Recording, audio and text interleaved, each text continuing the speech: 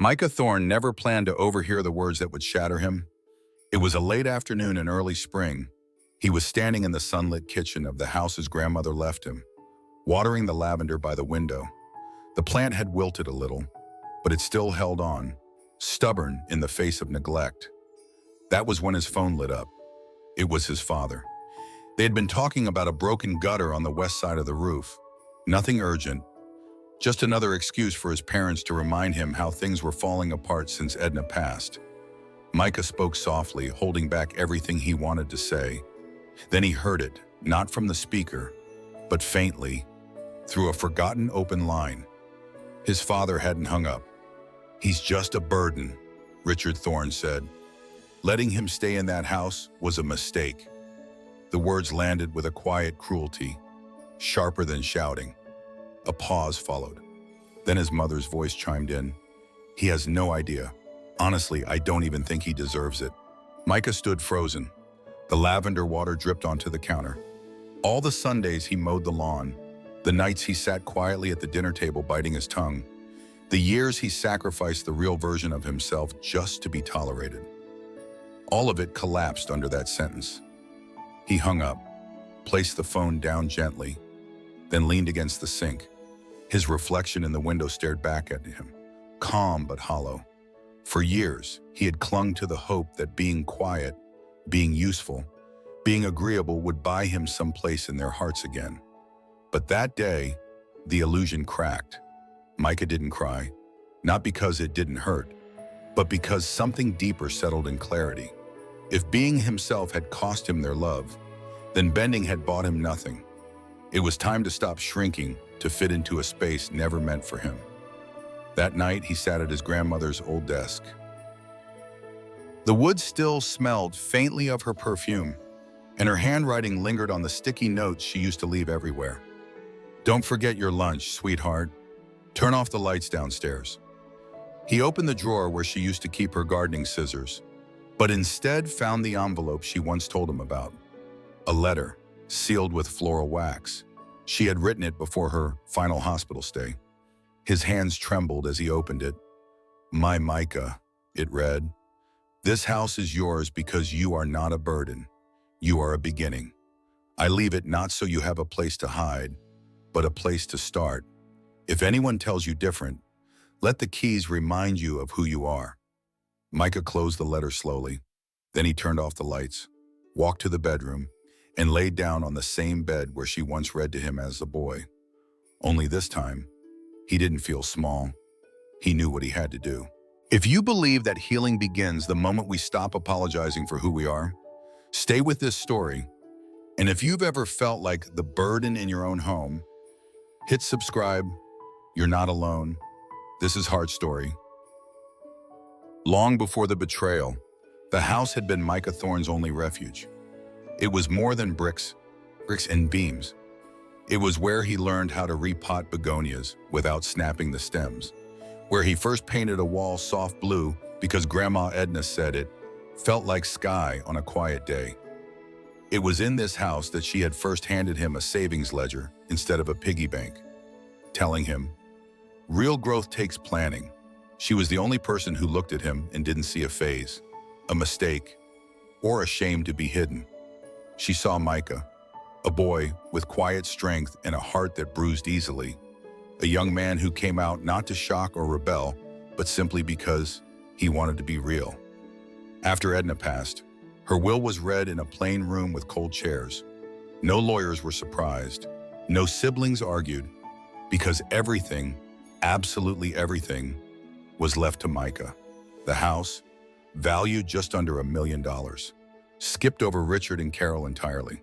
No shared ownership, no complications. Just one name. Edna had written it clearly and purposefully. "Micah Daniel Thorn is the sole heir to my residence and personal estate." At first, his parents didn't react. They were too polite. They showed up a week later with muffins, hugs, and words dipped in syrup. "You must be overwhelmed, darling," Carol had said, glancing around the living room.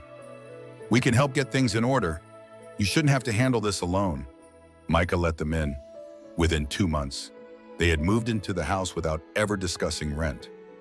His childhood bedroom was suddenly repurposed by his mother for her sewing, and his father claimed the garage for his woodwork projects. They called the guest room their room now. They cooked dinner sometimes, but Micah always bought the groceries.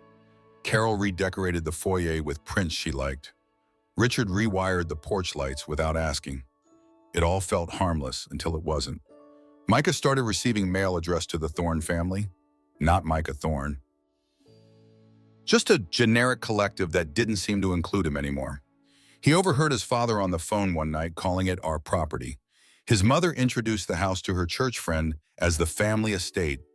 Bit by bit, he felt like a guest in the only place that had ever felt like home. When he tried to bring it up lightly, cautiously, his mother brushed it off. "Oh, don't be silly. It's not like we're strangers. This is your family. Micah, your real family. Let's not act like lawyers." But something had shifted. When he brewed coffee, the mugs were already full, just not for him. When he returned home from work, he'd find his father watching the news loudly in his reading nook. Even his grandmother's lavender plant had been moved to a better spot. According to Carol, Micah didn't argue. He didn't raise his voice. He simply began to pull away. At night, he sat in the garden Edna had once tended, now overrun with weeds. He stared at the stars, letting the silence remind him of her laughter. She had built that house with love, not ownership, not manipulation, but now it felt occupied, taken over. Micah still paid the taxes. He still handled the insurance, the repairs, the late-night plumbing calls, and yet he was treated like an afterthought in his own inheritance. A home was supposed to be a place of rest, a place to begin. Instead, it had become a stage, a quiet theater of control, where smiles masked entitlement and every gesture was a reminder of what they thought he owed. They didn't knock before entering his room anymore. They didn't even ask if he was okay. But Micah remembered Edna's words, "You are a beginning," and soon he would act like it. Micah Thorn had never considered himself confrontational. He had always chosen quiet over noise, stillness over conflict. But the day he overheard that call, something inside him changed. Not violently, not all at once, but with a still, unwavering certainty, like the final turn of a key in a lock that had waited too long. He replayed the recording again. The accidental voicemail his father had left, not realizing the line remained open after their call. His voice was unmistakable. "He's just a burden." And his mother's reply, equally calm. "He has no idea, honestly. I don't even think he deserves it." Micah didn't flinch this time. He simply tapped save, then backed up the file on both his laptop and a password-protected drive. Not for revenge, not even for proof, just for himself. Because sometimes clarity needs a voice you can play back.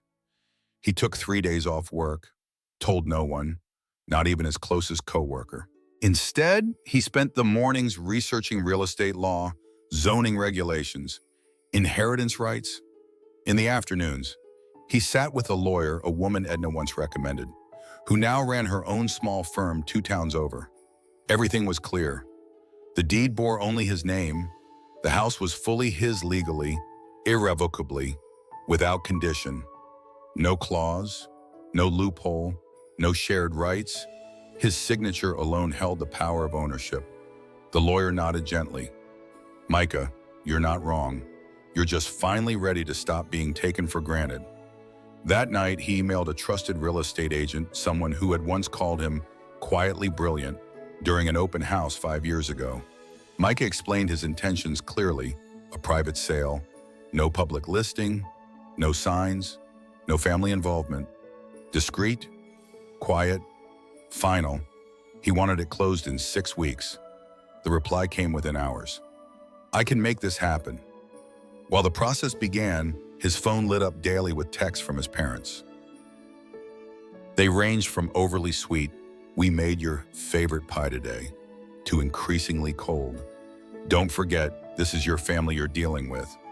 One message read, "If you're thinking of doing something stupid, remember who changed your diapers." Micah didn't reply. Not once. He read every word, let them settle, then deleted each message. Not out of anger, but detachment. They no longer held weight. One evening, while boxing up some of Edna's old gardening books, he found a folded piece of stationery tucked between the pages of the heirloom gardener.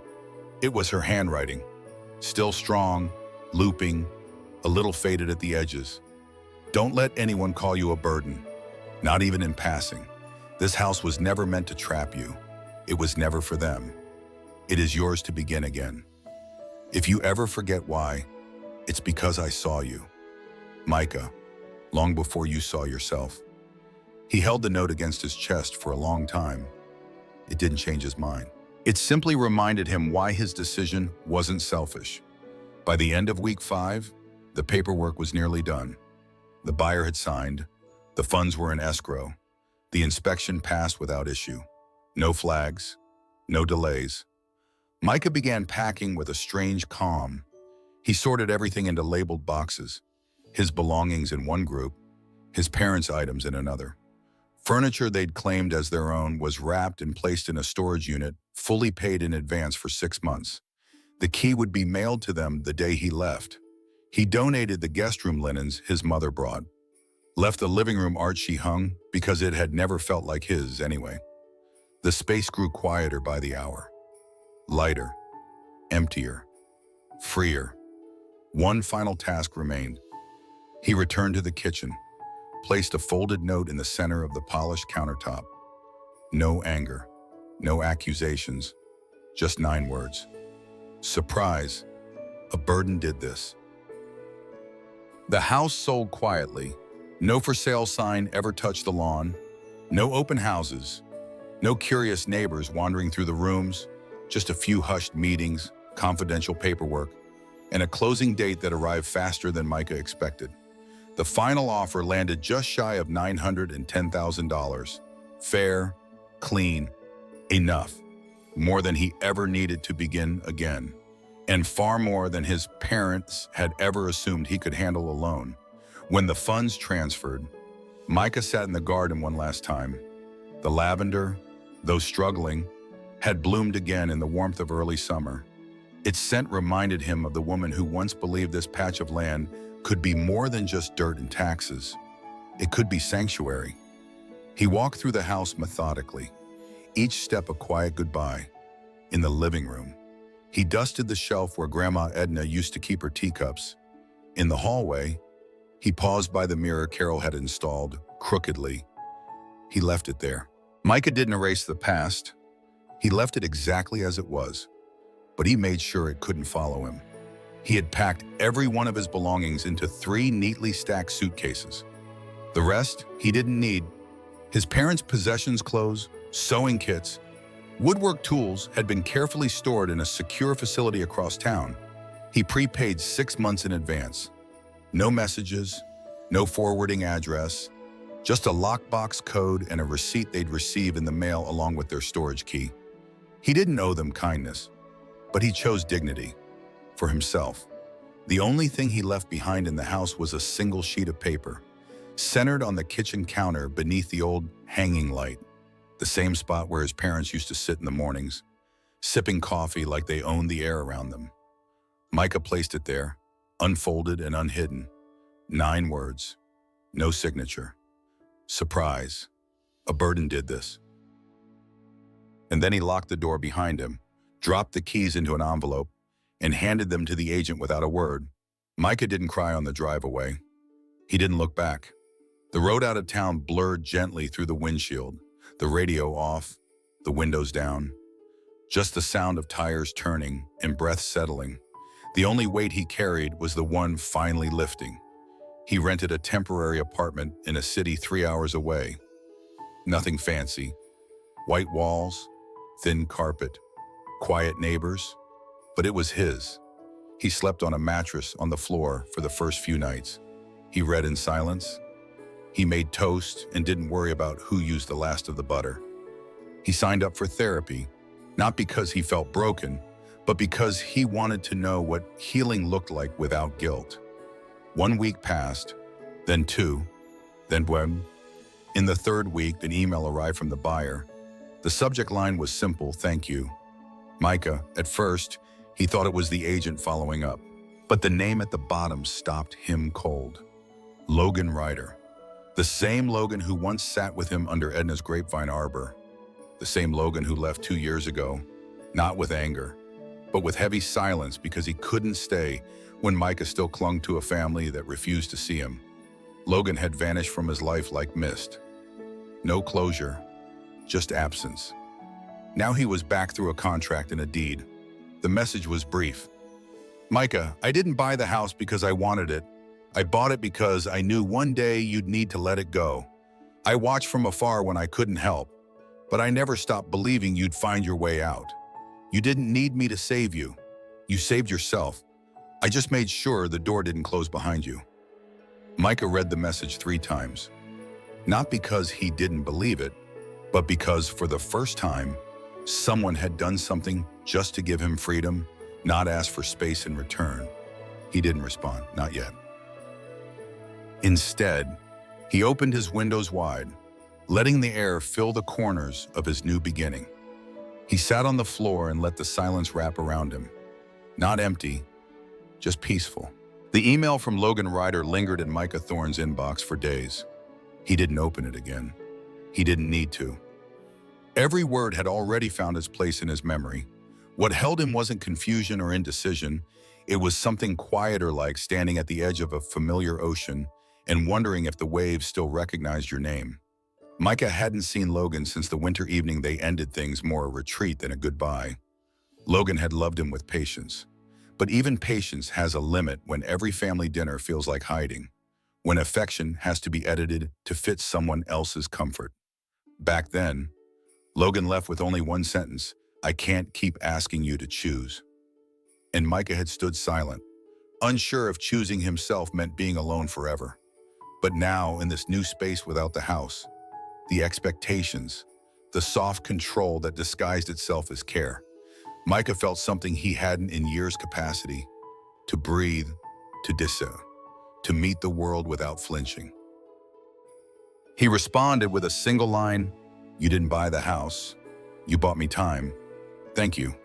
They didn't speak after that. Not right away. But a week later, Logan reached out again, this time with a simple invitation. Coffee just to talk. Micah agreed. Twine. They met at a small cafe halfway between their cities. No one else would have known what that moment meant.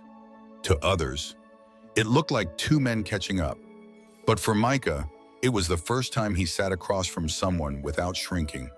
He told Logan everything.